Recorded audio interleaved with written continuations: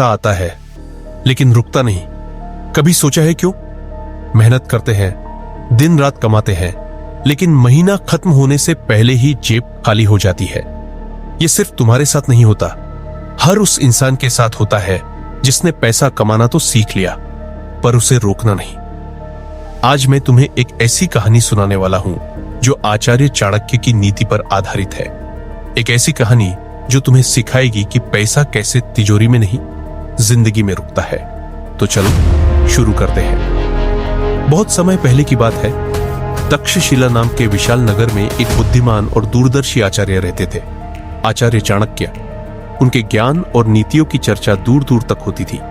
लोग कहते थे, जहां चाणक्य है वहां असफलता की कोई जगह नहीं। लेकिन एक दिन ऐसा आया जब चाणक्य के पास स्वयं एक व्यक्ति ऐसा आया जो अपनी ही कमाई को संभाल नहीं पा रहा था। वह व्यक्ति था विपुल, एक साधारण व्यापारी। विपुल ईमानदार था, मेहनती था और बुद्धिमान भी। लेकिन उसके जीवन में एक समस्या थी। पैसा आता तो बहुत था पर टिकता नहीं था। एक दिन सुबह सुबह जब तक्षशिला की गलियों में सूरज की पहली किरणें फैली ही थी, विपुल भारी मन से चाणक्य के आश्रम पहुंचा। विपुल गंभीर स्वर में, गुरुदेव, मैं बहुत परेशान हूं। मेहनत से व्यापार करता हूं, लाभ भी होता है, मगर कुछ ही दिनों में सारा पैसा गायब हो जाता है। न घर में टिकता है न तिजोरी में। जैसे आता है वैसे चला जाता है। मुझे कुछ समझ नहीं आता कि मैं कहां गलती कर रहा हूं। चाणक्य ने मुस्कुराते हुए उसकी आंखों में झांका। चाणक्य, विपुल, पैसा रेत की तरह होता है।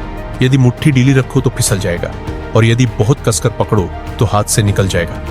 धन को रोकने के लिए समझदारी चाहिए, लालच नहीं। विपुल, गुरुदेव, तो कृपा कर मुझे सिखाइए कि मैं अपने धन को कैसे रोकूं।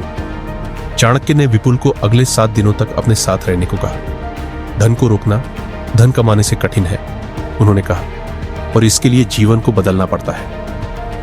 पहले दिन वे उसे बाजार ले गए। वहां एक व्यापारी था जो बहुत अमीर माना जाता था।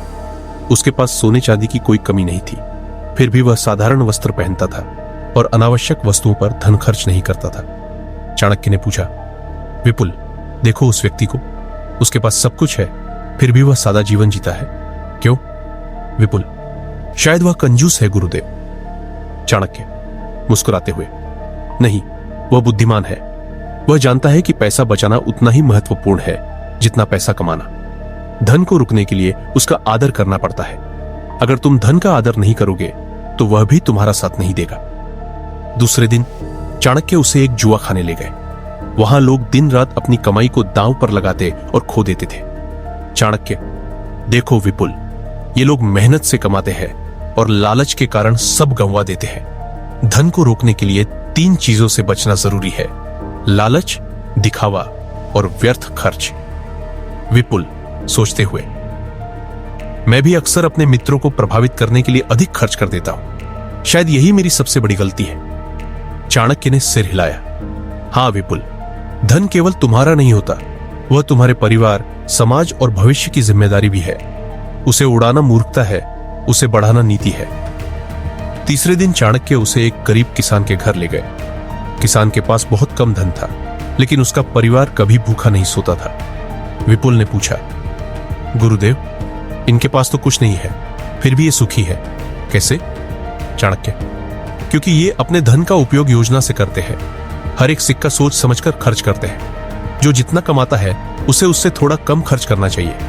बचत ही संपत्ति का बीज है। चौथे दिन चाणक्य ने विपुल को एक बुद्धिमान व्यापारी से मिलवाया जिसने अपने लाभ का कुछ हिस्सा नए व्यापारों में लगाया था। चाणक्य, धन को रोकने का सबसे श्रेष्ठ तरीका है उसे बढ़ने दो। जैसे बीज को मिट्टी में डालो तो वह पेड़ बन जाता है, वैसे ही निवेश से धन बढ़ता है। केवल तिजोरी में रखकर तुम उसे रोक नहीं सकते। विपुल, गुरुदेव, तो क्या केवल बचत करना ही काफी नहीं? चाणक्य, नहीं विपुल, बचत नींव है, निवेश महल। बिना निवेश के तुम्हारा धन धीरे धीरे समाप्त हो जाएगा। 5वें दिन चाणक्य उसे उन व्यापारियों के पास ले गए जो कर्ज के बोझ में दबे थे। चाणक्य, देखो विपुल, ये लोग धन कमाते हैं लेकिन बिना सोचे समझे कर्ज ले लेते हैं और फिर सारा लाभ ब्याज में चला जाता है। यदि धन रोकना है तो कर्ज से दूरी रखो जब तक बहुत आवश्यक न हो। विपुल, मैं भी कई बार दिखावे के लिए उधार ले लेता हूं। अब समझ आया कि वह भी मेरे धन के जाने का कारण है। छठे दिन चाणक्य ने विपुल को अपने आश्रम की पुस्तकालय में बुलाया। वहां उन्होंने एक पवित्र ग्रंथ खोला और पढ़ने लगे। धन केवल सुख का साधन नहीं, धर्म और कर्तव्य का माध्यम भी है। यदि तुम धन का उपयोग सही उद्देश्य के लिए करोगे तो वह तुम्हारे पास स्वयं आएगा और टिकेगा, लेकिन यदि तुम उसे केवल विलासिता के लिए चाहोगे तो वह पल भर में उड़ जाएगा।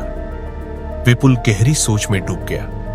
अब उसे समझ आ गया था कि धन केवल वस्तु नहीं, एक जिम्मेदारी है। 7वें दिन चाणक्य ने विपुल से पूछा, अब बताओ विपुल, धन को रोकने का मार्ग क्या है? विपुल ने हाथ जोड़कर उत्तर दिया, पहला, धन का आदर करना और अनावश्यक खर्च से बचना। दूसरा, बचत करना और आय से कम खर्च करना। तीसरा, निवेश करना ताकि धन बढ़ सके। चौथा, लालच, दिखावा और कर्ज से दूरी रखना। पांचवा, धन का उपयोग सही उद्देश्य और धर्म के लिए करना। चाणक्य ने प्रसन्न होकर कहा, अब तुमने धन का रहस्य जान लिया है। याद रखो, पैसा नदी की तरह है, उसे बांध से नहीं दिशा देकर रोका जाता है। विपुल ने गुरु के चरणों में प्रणाम किया और अपने जीवन में उन नीतियों को उतार लिया। कुछ ही वर्षों में वह न केवल अमीर बना बल्कि बुद्धिमान और आदरणीय भी हो गया। पैसा आना आसान है, लेकिन उसे रोकना कला है। वह कला किसी जादू से नहीं आती, बल्कि सही आदतों, अनुशासन और दूरदर्शिता से आती है। चाणक्य कहते हैं, धन बुद्धिमान के पास टिकता है, मूर्ख के पास नहीं। यदि तुम चाहते हो कि धन तुम्हारे पास रहे तो उसे केवल कमाने की नहीं, संभालने की नीतियां भी सीखो। पैसा केवल मेहनत से नहीं, सोच समझ से टिकता है। उसे रोकने के लिए संयम, बचत, निवेश और सही उद्देश्य आवश्यक है। जब तुम धन का सम्मान करते हो तब वह तुम्हारा साथ कभी नहीं छोड़ता।